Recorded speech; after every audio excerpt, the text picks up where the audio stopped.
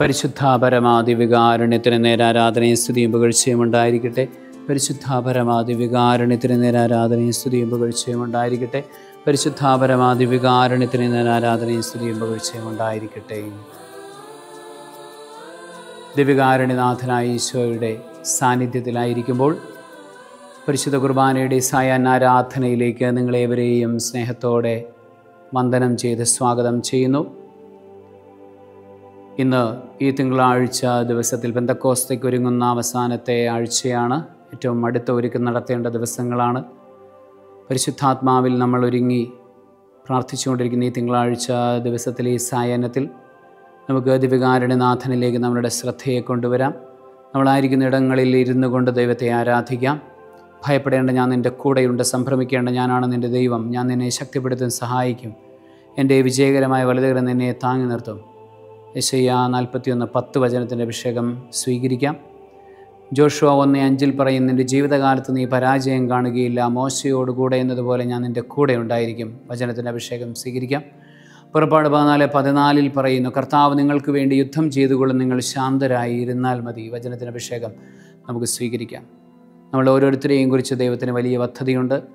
യെശയ്യാ പ്രവാചകൻ്റെ പുസ്തകം, ജെറമിയ പ്രവാചകൻ്റെ പുസ്തകം 1-ാം അധ്യായം 5-ാം വാക്യത്തിൽ നമ്മൾ വായിക്കുന്നുണ്ട്, അമ്മയുടെ ഉദരത്തിൽ ഉരുവായപ്പോഴേ ഞാൻ നിന്നെ അറിഞ്ഞു. ഞാൻ നിന്നെ വിളിക്കുകയും വിശുദ്ധീകരിക്കുകയും ചെയ്തു. ജനതകൾക്ക് പ്രവാചകനായി ഞാൻ നിന്നെ അവരോധിച്ചു. നിൻ്റെ അമ്മയെ അറിഞ്ഞു, നിൻ്റെ അപ്പനെ അറിഞ്ഞത് ദൈവമാണ്. അവരെ തിരഞ്ഞെടുത്ത് നിനക്ക് തന്നത് ദൈവമാണ്. നീ എവിടെ എത്തിച്ചേരുമെന്ന് കൽപ്പിച്ചത് ദൈവമാണ്. നീ എന്ത് ജോലി ചെയ്യുമെന്ന് പോലും ദൈവം തീരുമാനിക്കുന്നു. അതുപോലെ തന്നെ നീ ആരെ വിവാഹം ചെയ്യണമെന്ന് കൽപ്പിച്ചത് ദൈവമാണ്. അതിന് ദൈവത്തിന് നന്ദി പറയാം. നന്ദി പറഞ്ഞുകൊണ്ട് ദൈവത്തെ ആരാധിച്ചുകൊണ്ട് നമ്മൾക്ക് പ്രാർത്ഥിക്കാം. നമുക്ക് നമ്മളുടെ ഹൃദയങ്ങളെ വിനീതമാക്കാം. ചുറ്റുപാടുമുള്ള ആ ലോകാരൂപിയിൽ നിന്ന് വരുന്ന അഹങ്കാരത്തിൻ്റെ, അസൂയയുടെ, ജഡികതയുടെ താല്പര്യങ്ങളെല്ലാം നമുക്ക് ഉപേക്ഷിക്കാം. ആസക്തികളുടെ, ഭക്ഷണാസക്തി, ദ്രവ്യാസക്തി പോലുള്ള താല്പര്യങ്ങളെ നമുക്ക് പൂർണ്ണമായി ഉപേക്ഷിക്കാം. അതുപോലെ തന്നെ കോപത്തിൻ്റെയും വെറുപ്പിൻ്റെയും മടിയുടെയും അലസതയുടെയും അരൂപികളെ നമുക്ക് പൂർണ്ണമായി ഉപേക്ഷിക്കാം. ഉത്സാഹത്തിൻ്റെ ജീവിതം ജീവിക്കാം. നമ്മൾ ഇന്ന് ഈ സായാഹ്നത്തിൽ വിശുദ്ധ പൗലോസ് അപ്പസ്തോലൻ്റെ ജീവിതം, അപ്പസ്തോലന്മാരുടെ പ്രവർത്തനങ്ങളുടെ പുസ്തകം 20-ാം അധ്യായം 17 മുതൽ 20 വരെയുള്ള വചനങ്ങളിൽ നിന്ന് നമ്മൾ വായിച്ചെടുക്കുകയാണ്. വിശുദ്ധ പൗലോസ് അപ്പസ്തോലൻ ആളയച്ച് സഭയിലെ ശ്രേഷ്ഠന്മാരെ എല്ലാം തൻ്റെ അടുക്കൽ വിളിച്ചു വരുത്തിയിട്ട് അവരോട് സംസാരിക്കുന്നതായിട്ട് നമ്മൾ കാണുന്നു. അദ്ദേഹത്തിൻ്റെ ജീവിതത്തിൽ സംഭവിച്ച എല്ലാ കാര്യങ്ങളെയും ഓർത്ത് ദൈവത്തിന് നന്ദി പറഞ്ഞുകൊണ്ട്, അതുപോലെ തന്നെ എളിമയോടുകൂടെ താൻ ചെയ്തതെന്താണ് എന്ന് വ്യക്തമായി അവരോട് പറയുന്നു. ദൈവഹിതം എന്തെന്ന് അവർക്ക് വെളിപ്പെടുത്തി കൊടുക്കുക, അതായിരുന്നു അദ്ദേഹം ചെയ്തത്. അദ്ദേഹത്തിൻ്റെ ശുശ്രൂഷയുടെ ആകത്തുക എന്ന് പറയുന്നത് ദൈവഹിതം എന്തെന്ന് വെളിപ്പെടുത്തി കൊടുക്കുന്നു എന്നുള്ളതാണ്. അപ്പസ്തോലന്മാരുടെ പ്രവർത്തനം 20:27 നമ്മളിങ്ങനെ വായിക്കുന്നു, തന്മൂലം നിങ്ങളിൽ ആരെങ്കിലും നഷ്ടപ്പെട്ടാൽ അവൻ്റെ രക്തത്തിന് ഞാൻ ഉത്തരവാദിയല്ല എന്ന് ഞാൻ പരസ്യമായി പ്രഖ്യാപിക്കുന്നു. എന്തെന്നാൽ ദൈവത്തിൻ്റെ ഹിതം മുഴുവൻ നിങ്ങൾക്ക് വെളിപ്പെടുത്തി തരുന്നതിൽ നിന്ന് ഞാൻ ഒഴിഞ്ഞു മാറിയിട്ടില്ല. ദൈവത്തിൻ്റെ ഹിതം എന്തെന്ന് കൃത്യമായി ജനത്തിന് വെളിപ്പെടുത്തി കൊടുക്കാനായിട്ടുള്ളതായിരുന്നു അദ്ദേഹത്തിൻ്റെ ശുശ്രൂഷ. പ്രിയപ്പെട്ട ദൈവജനമേ, നമുക്ക് ദൈവത്തിൻ്റെ ഹിതം തിരയാം. നമ്മളുടെ ഓരോരുത്തരുടെയും മേലുള്ള ദൈവത്തിൻ്റെ ഹിതം നമുക്ക് തിരയാം. ആ ദൈവഹിതമനുസരിച്ച് നമ്മൾക്ക് ജീവിക്കാം. അതിനുള്ള ബാധ്യത നമുക്കുണ്ട്. അതല്ല എങ്കിൽ നമ്മൾ ശിക്ഷിക്കപ്പെടുമെന്നുകൂടെ പൗലോസ് അപ്പസ്തോലൻ്റെ അവസാന വാക്കുകളിൽ, നമ്മളിപ്പോൾ വായിച്ച വാക്കുകളിലുണ്ട്. രക്തം ചിന്തപ്പെടുന്ന അവസ്ഥയുണ്ടാകും. ആ രക്തത്തിന് നമ്മൾ വില കൊടുക്കേണ്ടി വരും എന്നുള്ള ഒരു ചിന്ത കൂടെ അതിൽ ശേഷിപ്പിക്കുന്നുണ്ട്. ആകയാൽ ദൈവത്തിൻ്റെ ഹിതമനുസരിച്ച് നന്മയും പരിപൂർണവുമായത് എന്തെന്ന് വിവേചിച്ചറിയുവാനും അവിടുത്തെ ഹിതമനുസരിച്ച് ജീവിക്കുവാനും ക്രമപ്പെടുത്തുവാനും നമുക്ക് ആഗ്രഹിക്കാം. ദൈവഹിതത്തിനനുസരിച്ചിട്ടല്ലാതെ നമ്മൾ എടുത്തിരിക്കുന്ന എല്ലാ തീരുമാനങ്ങളും നമുക്ക് ഉപേക്ഷിക്കാം. ദൈവഹിതത്തിനനുസരിച്ചല്ലാത്ത പ്രേമബന്ധങ്ങൾ ഉപേക്ഷിക്കണം. ദൈവഹിതത്തിന് അനുസരിച്ചല്ലാത്ത നമ്മളുടെ ദുശ്ശീലങ്ങൾ ഉപേക്ഷിക്കണം. ദൈവഹിതത്തിന് എതിരെ നിൽക്കുന്ന വചനബന്ധിതമല്ലാത്ത ജീവിതശൈലി ഉപേക്ഷിക്കണം. പ്രാർത്ഥിക്കാത്ത ജീവിതശൈലി ഉപേക്ഷിക്കണം.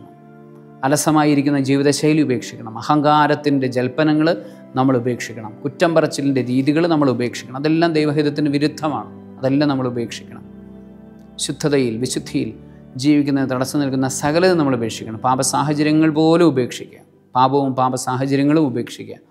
അങ്ങനെ ദൈവഹിതത്തിനനുസരിച്ചുള്ള ഒരു ജീവിതത്തിലേക്ക് വരാം. അതുപോലെ തന്നെ സാമ്പത്തിക മേഖലയിൽ ദൈവപരിപാലനയ്ക്കും ദൈവഹിതത്തിനും യോഗ്യമല്ലാത്ത സകല രീതികളെയും നമുക്ക് ഉപേക്ഷിക്കാം.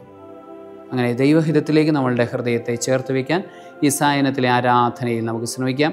നമ്മളുടെ ഹൃദയങ്ങളെ കരങ്ങളിലെടുത്തുകൊണ്ട് നമ്മളുടെ കൈവിളകൾ സ്വർഗത്തിലേക്ക് തിരിച്ച് ഉയർത്തിപ്പിടിച്ചുകൊണ്ട് ഞങ്ങളെ തന്നെ പരിപൂർണമായി ഞങ്ങൾ സമർപ്പിക്കുന്ന അശുദ്ധിയിൽ നിന്ന്, പാപത്തിൽ നിന്ന്, തിന്മയിൽ നിന്ന്, അഹങ്കാരത്തിൽ നിന്ന്, ജഡികാസക്തിയിൽ നിന്ന്, അസൂയകളിൽ നിന്ന്, ആസക്തികളിൽ നിന്ന് ഞങ്ങൾക്ക് പൂർണ്ണമായ വിടുതൽ മോചനം നൽകണമേ എന്ന് പ്രാർത്ഥിക്കുന്നു. ദുശീലങ്ങളിൽ നിന്ന് മോചനം നൽകണമേ എന്ന് പ്രാർത്ഥിക്കുന്ന ഈശോയെ നന്ദി.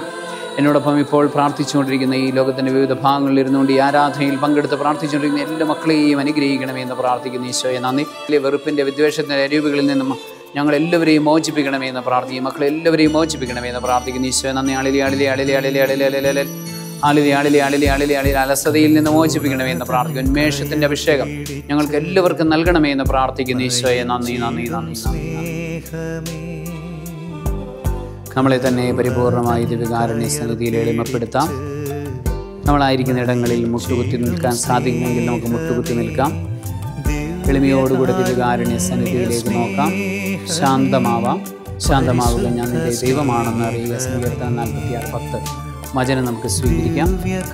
മനസ്സിലെ ശാന്തതയിൽ നിന്നുകൊണ്ട് ദൈവത്തിൻ്റെ ഹിതം അനുസരിക്കുന്ന പൂർണ്ണമായ തീരുമാനമെടുത്തുകൊണ്ട് ആ തീരുമാനം നമുക്ക് ദൈവകാരുണ്യത്തിലേക്ക് ഇപ്പോൾ സമർപ്പിക്കാം.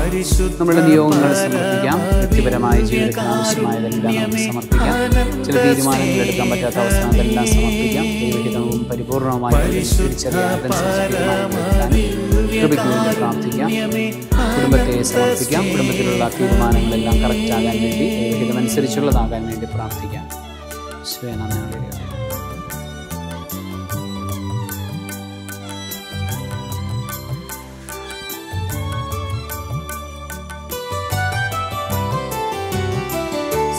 ആഴി തന്നഗാധത്തേക്കാൾ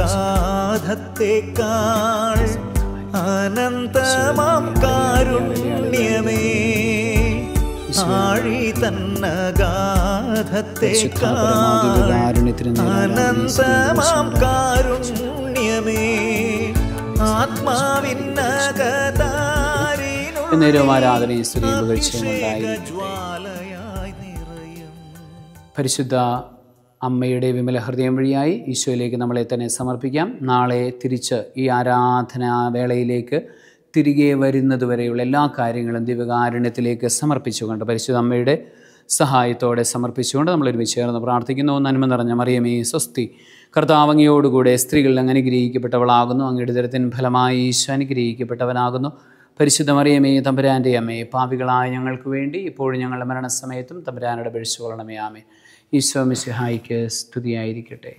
കരുണതൻ കയർ പിടിച്ച് നയിച്ചിടും സ്നേഹമേ, ദിവ്യകാരുണ്യ സ്നേഹമേ, പരിശുദ്ധ സ്നേഹമേ,